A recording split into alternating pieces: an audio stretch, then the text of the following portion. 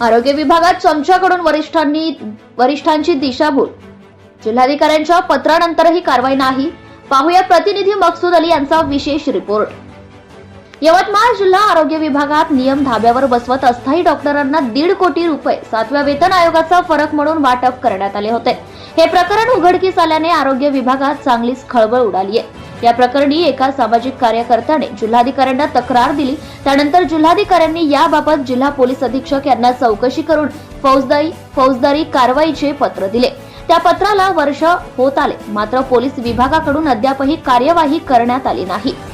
त्यामुळे संशयाचे वातावरण निर्माण झाले असून कारवाई दडपली का असा प्रश्न निर्माण झालाय। 2016 ते 2019च्या दरम्यान कार्यरत असलेल्या आरोग्य विभागातील 30 अस्थायी डॉक्टरांना 7व्या वेतन आयोगाच्या फरकाची खैरात वाटप करण्यात आली। हे प्रकरण उजेडात आल्यानंतर चौकशी लावण्यात आली। हे प्रकरण नियमबाह्य असल्याने याबाबत जिल्हाधिकारी डॉक्टर पंकज आशिया यांच्याकडे तक्रार केली गेली। जिल्हाधिकाऱ्यांनी क्षणाचाही विलंब न करता जिल्हा पोलीस अधीक्षक यांना पत्र देऊन चौकशी अंती कारवाईच्या सूचना दिल्या, मात्र अजूनही कारवाई झाली नाही। या संपूर्ण प्रकरणात मुन्ना आणि जिल्हा आरोग्य अधिकाऱ्याच्या काही चमच्यांनी वरिष्ठ अधिकाऱ्यांनी मिसगाईड करून हा फरक वाटप केल्याची चर्चा आरोग्य विभागात चांगलीच रंगली आहे। यात शासनाला लाखो रुपयाचा चुना लावला गेला। या प्रकरणी चौकशी समितीची स्थापना करण्यात आली होती।